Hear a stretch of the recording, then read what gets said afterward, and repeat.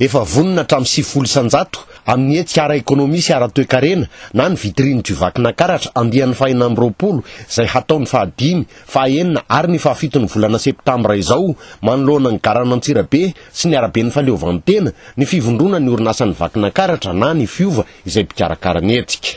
Hiavaka ity andiana ity satria hitodika amin'ny fanatsarana ny vokatra sy ny fampitomboana izany ary indrindra hitodika betsaka amin'ny tsena. Vao mitodika any amin'ny tsena tsika dia ny abetsahan'ny entana ho amidy, ny angezan'ny toerana ambolena ary ny atsaran'ny entana izay zany nitodiantsika amin'izao.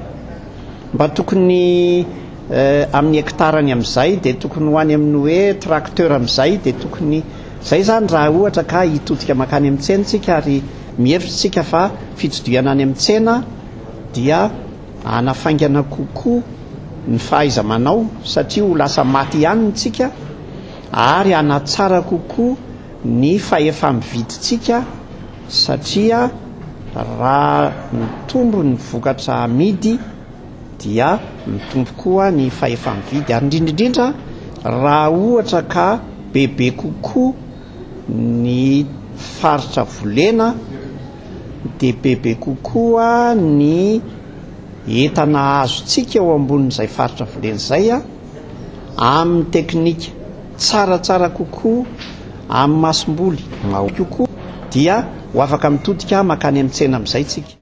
Trano eva manodidina ny 500 ataon'ny mpandrahara sy ny tompona orinasa avy eto vakina karatra sy avy amin'ny faritra maro no hampiratiana mandritra ny 3 andro. Isy ihany koa ny konferansy lehibe sy ny atrikasa isan-karazany. Isan'andro dia misy ny hetsika ara-kolotsaina eny amin'ny lampihazo lehibe manoloana ny gara. Ny sabotsy andro famaranana ny vitrine du vakina karatra dia isy ny diaben'ny firaisankina iarahan'ny mpandray anjara rehetra.